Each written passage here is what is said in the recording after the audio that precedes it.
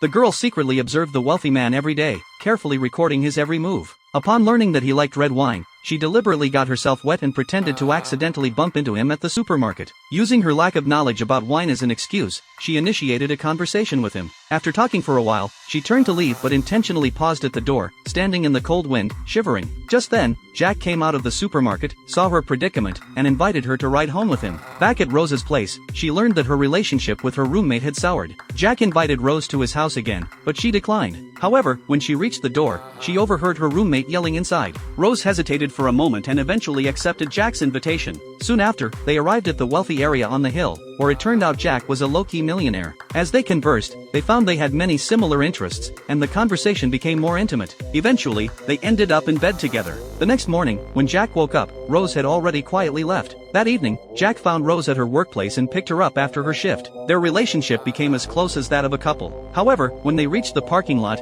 they suddenly found someone attempting to steal. Jack warned the thief to leave immediately or he would call the police. Just then, Rose suddenly picked up a bottle and threw it, infuriating the thief. The thief grabbed a weapon and rushed at them. Jack quickly shielded Rose, but unfortunately, he was injured, suffering a leg wound that left him unable to stand. Rose decided to take care of Jack's daily life. While going back to pack her things, she learned the code to Jack's villa. When she returned to her rental house, she didn't expect her roommate to have discovered her secret and threatened her to reveal her plans. Rose ignored the threat, slammed the door, and moved in with Jack to take care of him. Once she had gathered all of Jack's information, she took advantage of his deep sleep to unlock the villa's security system using his phone. Meanwhile, the landlord of her rental property discovered that Rose's roommate had died in the bathtub. When the police questioned him, the landlord had no idea where Rose had gone, and the police couldn't find any clues. As the news of her roommate's death spread, Jack recalled having seen a photo of the deceased with Rose in her bag. He immediately realized the deceased was Rose's roommate and told her about it. Rose, however, remained unusually calm. Jack suggested she call the police, but Rose said she wouldn't do something so foolish because she herself had killed the person.